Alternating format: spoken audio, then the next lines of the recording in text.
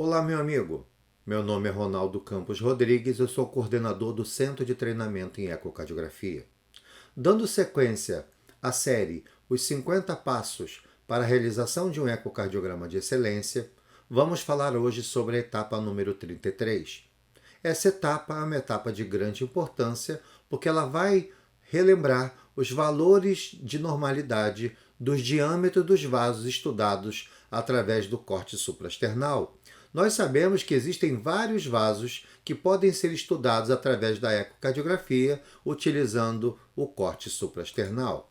Vejam aqui no meu esquema, eu tenho a região do anel valvar aórtico, a região do seio de Valsalva, a junção sinotubular e a porção proximal da aorta ascendente. Observem que o primeiro ramo que emerge do arco aórtico é a artéria inominada, também conhecida como tronco braquicefálico. Do tronco braquicefálico, nós temos a emergência da artéria carótida comum direita e da artéria subclávia direita. Lembrando que a artéria carótida comum direita irá se bifurcar em artéria carótida interna e artéria carótida externa. A nossa artéria subclávia, tanto direita quanto esquerda, vai emitir três ramos importantes: a artéria vertebral, a artéria torácica interna, também chamada mamária, e também o tronco tiro-cervical. O segundo vaso a emergir do arco aórtico é a artéria carótida comum esquerda, que também irá se bifurcar em artéria carótida interna e externa. E observem que o terceiro ramo a emergir do arco aórtico é a artéria subclávia esquerda, que é uma artéria de grande importância, tanto à esquerda quanto à direita, porque vai emergir os vasos que vão nutrir os membros superiores.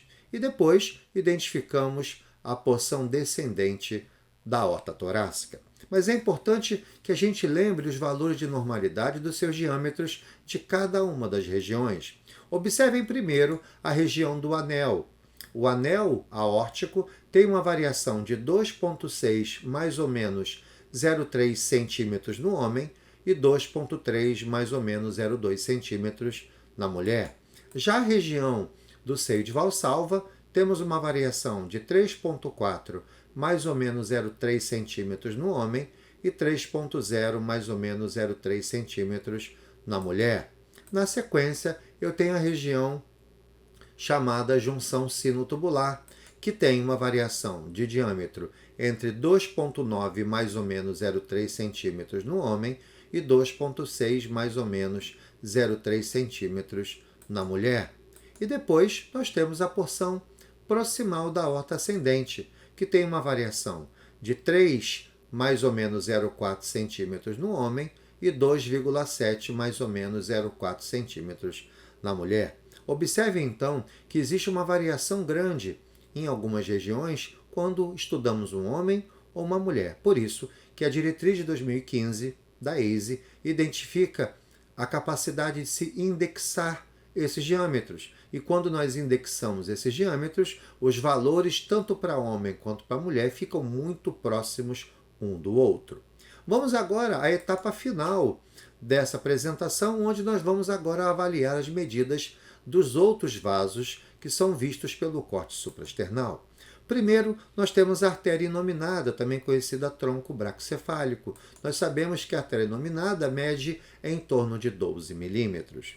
Lembrando que, na sequência, nós temos a artéria subclávia, tanto direita quanto esquerda.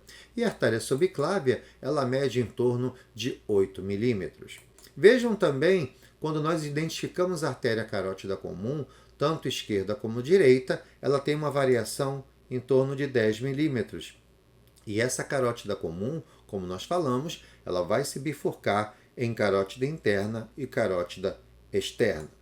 Vejam, é também importante lembrar que da artéria subclávia, como eu falei anteriormente, sai um vaso chamado artéria vertebral. Essa artéria vertebral, ela tem um valor de um diâmetro em torno de 5 milímetros. A literatura coloca um diâmetro médio em torno de 3,5 milímetros.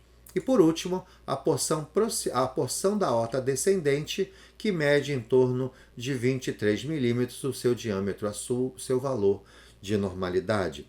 É muito importante também a gente entender que existem velocidades desse vaso. Lembrando que a carótida comum, a carótida interna e a carótida externa apresentam valores de pico sistólico e valores de velocidade diastólica final variáveis. Lembrando que a carótida comum ela tem uma velocidade de pico sistólico em torno de 50 a 100 centímetros por segundo, já com a velocidade de diástole final entre 5 e 30 centímetros por segundo.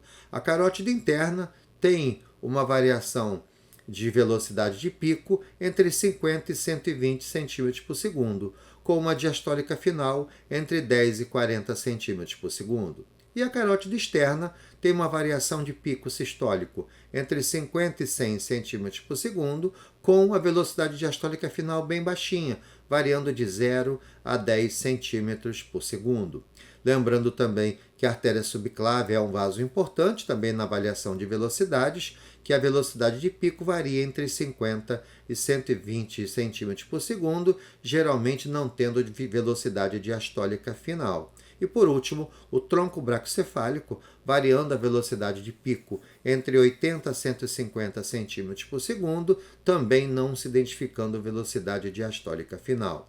E na parte posterior do cérebro, nós temos uma artéria chamada artéria vertebral, que vasculariza essa região, que deve ter um pico sistólico em torno de 20 a 60 centímetros por segundo, com uma diástole final em torno de 10 centímetros por segundo. Então, dessa maneira, nós conhecemos um pouco detalhes, não somente sobre os diâmetros, mas também com o comportamento das velocidades de pico e diastólica final. Lembrando que alguns vasos podem se apresentar bifásicos, como a carótida interna, e outros vasos podem se apresentar como padrão trifásico. Um grande abraço.